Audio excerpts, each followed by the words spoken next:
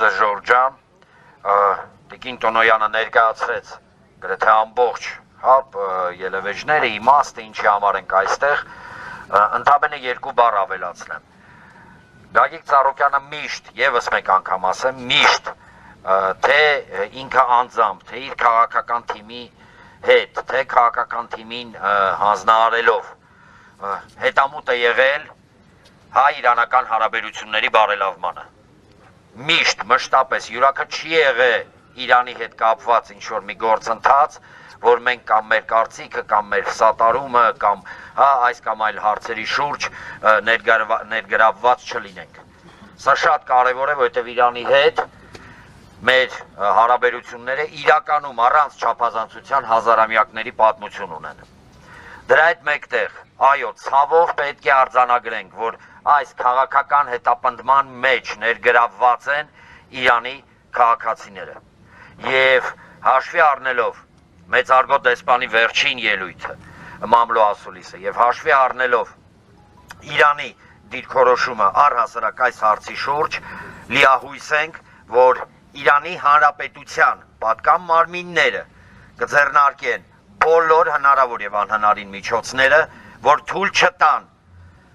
Իրանի քաղաքացիներին ներքաշվել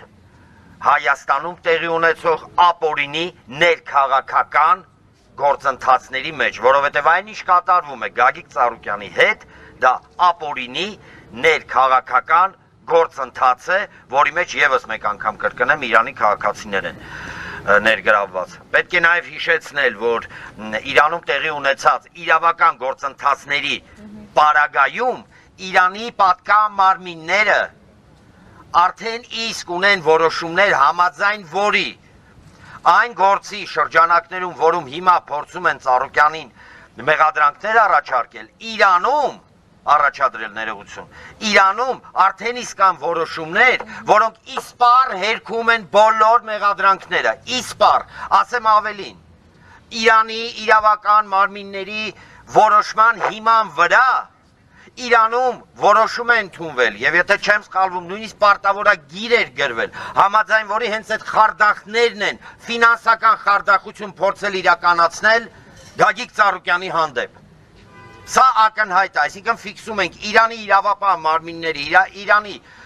դատական համակարգը լիովին ջախջախել է այն մեղադրանքները, որոնց շուրջ այսօր տեղի է ունենում Գագիկ Ծառուկյանի հետ գործընթացներ։ Մենք արել ենք, անում ենք եւ կանենք, դե լավ, եմ որ ասում եմ, միջև վերջ քանզի խոսակցությունը գնում է, նույնիսկ այս պարագայում Գագիկ Ծառուկյանը անում է ինքը թե անձամբ, թե հանձնարարելով թիմին, ամեն ինչ, որ հանգարց հայ-իրանական հարաբերությունները չփչանան, ոչ մի պարագայում մենք դա չպետք է թույլ տանք։ Եվ իհարկե հայցում ենք մեր իրանցի գործընկերների, մեր իրանցի եղբայրներից համապատասխան հետադարձ գործողություններ։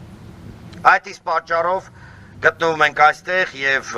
հիմա կհանձնենք նամակը Իրանի դիվանագիտական հաստատության, տեսնենք ով է եկել, եթե մարդ եկել է, ներկայացրին։